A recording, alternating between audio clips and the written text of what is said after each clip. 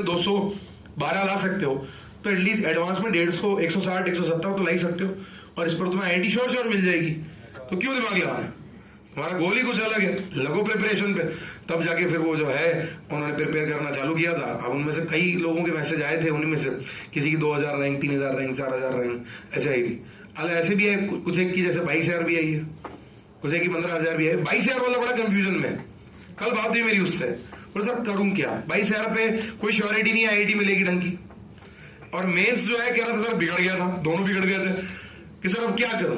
अब वो बच्चा ऐसा ना, मुझे पता है, मैंने कहा वो डिजर्व करता है, जो उसको मिला उससे बेटर डिजर्व करता है। बट अब बात यही कि अब रिग्रेट करने से कुछ नहीं हो सकता। अब जो हो गया सो हो गया। आपके पास वो 3 घंटे होते हैं, अगर आपने उसमें अपना जादू चला दिया तो आप अच्छी आईआईटी सिक्योर कर लेंगे, वरना निमट जाएंगे। इतनी बात समझ में आ रही है? मैं आप लोगों को इसलिए समझा रहा हूँ, ये सब बच्चे नॉर्मल बैचेस के हैं, स्टार बैच के नहीं है।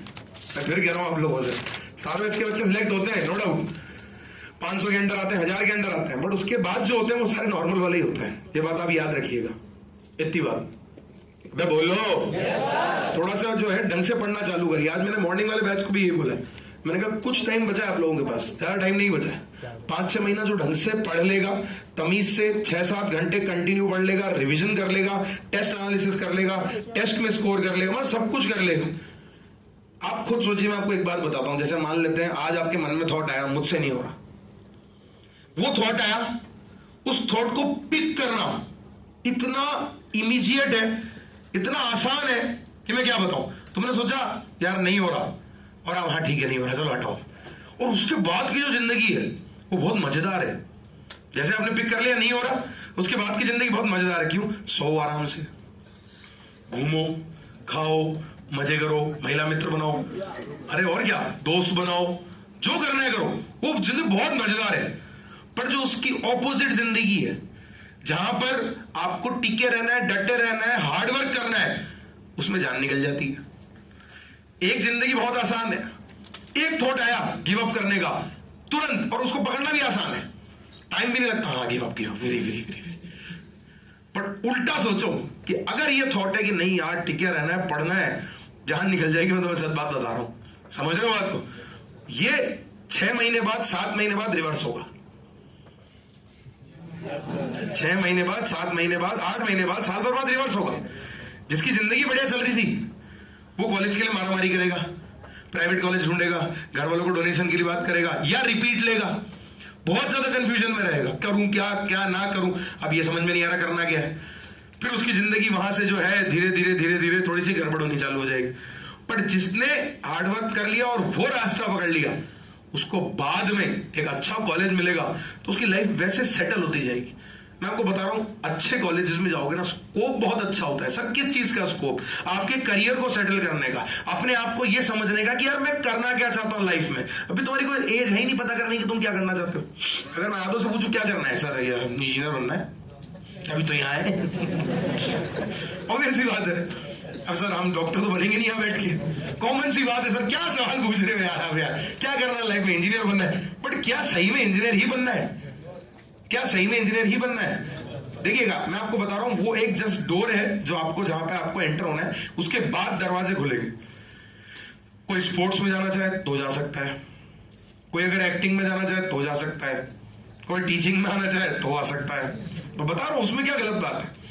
किसी का इंजीनियरिंग में कोई अच्छा और कुछ, वो बहुत से ऐसे भी होते हैं कि सर ब्रांच तो ले ली मैकेनिकल पर है इंटरेस्ट कोडिंग में। तो ऐसा थोड़ी है कि जिसने ब्रांच ले ली वो कोडिंग में, वो सीएस में कुछ नहीं कर सकता। नहीं, आपको वहां बहुत स्कोप मिलेगा, ऑब्वियसली बातें मिलेगा। बट वही अगर आपका कॉलेज थोड़ा गड़बड़ रहा तो फिर चीजें गड़बड़ हो जाएगी। मैं आपको बता रहा हूं एक बात, ठीक है? और क्या होना है क्या नहीं होना है ये आपको नहीं पता। You are no one to decide कि आपके साथ 1 साल बाद एडवांस के पेपर के दिन क्या होगा, या आपका पेपर अच्छा जाएगा नहीं जाएगा, या मेंस कैसा जाएगा। You are no one. सबकी डेस्टिनी लिखी जा चुकी है, बस आपको अपना काम करना है, वो है मेहनत करना। मैं आपको एक बात बताता हूं, 3 जनों की मेहनत से आपका फ्यूचर सिक्योर होता है। पहला आपके पेरेंट्स का, जो इनिशिएट करते हैं कि हमारा बच्चा पढ़ेगा, आपको यहां भेजते हैं, आपके पैसे जमा करते हैं, आपके साथ मेहनत करते हैं। दूसरा टीचर, जो सिखाता है, टाइम टाइम पे बताता है कि भैया देखो अभी भी टाइम है, सही राह पकड़ लो। 2 और तीसरा तुम खुद, जो रास्ता बताया, जो राह बताई, उस पर तुम्हें ही चलना पड़ेगा।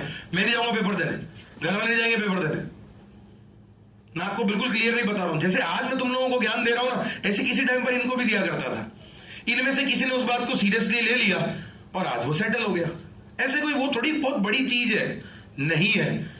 बस ये है कि हार्डवर्क बहुत ज्यादा है, बहुत ज्यादा हार्डवर्क है। मैं आपको बता रहा हूं, नीट में सिलेक्शन लेना आसान है, ये गारंटी है मेरी। नीट में सिलेक्शन लेना कंपैरेटिवली बहुत आसान है। आईटी में जान निकल जाती है, क्योंकि जहां नाम आ गया मैथ्स, वो अपने आप में ही जंजाल है। फिजिक्स, ये सब्जेक्ट ऐसे थोड़ी वो हर कोई कर सकता है। टाइम मांगते हैं, मेहनत मांगते हैं, एफिशिएंसी मांगते हैं।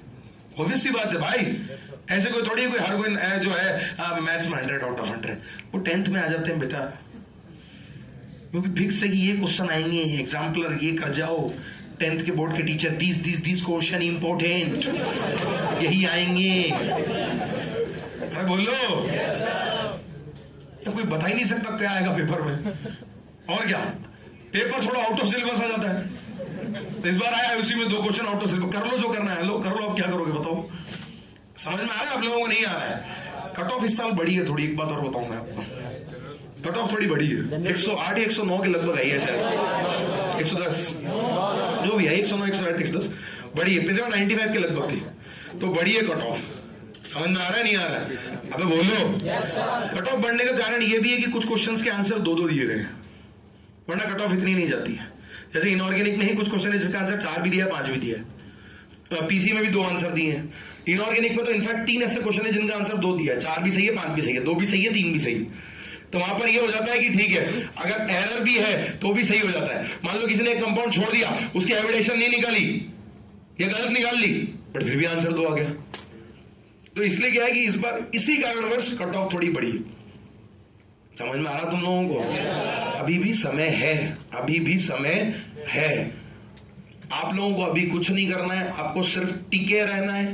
होमवर्क जो मिल रहा है वो करना है, रेगुलर होमवर्क करना है, शीट करनी है, रेस करनी है, अपना एफर्ट लगाना है। मेन आपके पास जो टाइम आएगा ना, वो आएगा अक्टूबर के बाद। अभी टिके रहो, मार्क्स नहीं आ रहे कोई बात नहीं, टिके रहो। सर ये नहीं हो रहा, वो समझ में नहीं आ रहा, 11th बैकलॉग है, ये है वो है, 12th छूट गया, ये पार्ट छूट गया, वो पार्ट छूट गया। अरे तो एक बात बताओ कि तुम जादूगर थोड़ी जो एक ही बार में सब रट लोगे, या कोई मैं जादूगर थोड़ी जो छड़ी घुमाई और तेरे को सब कुछ आ जाएगा। नहीं, पॉसिबल ही नहीं है, प्रैक्टिकली पॉसिबल नहीं है। बट अक्टूबर के टाइम आएगा, अक्टूबर के बाद आएगा नवंबर, दिसंबर और जनवरी। जनवरी के एंड में होगा मेंस, नवंबर दिसंबर, ये 3 महीना आपका फ्यूचर डिसाइड करेंगे। इन 3 महीने में जिसने 24 मिनट से 15 घंटे की स्टडी कर ली, या 14 घंटे या 12 घंटे, 12 घंटे 13 घंटे पढ़ लिया, तमीज से पढ़ लिया, एक एक चीज रट डाली, सवाल कर डाले, शीटें एक एक 2 बार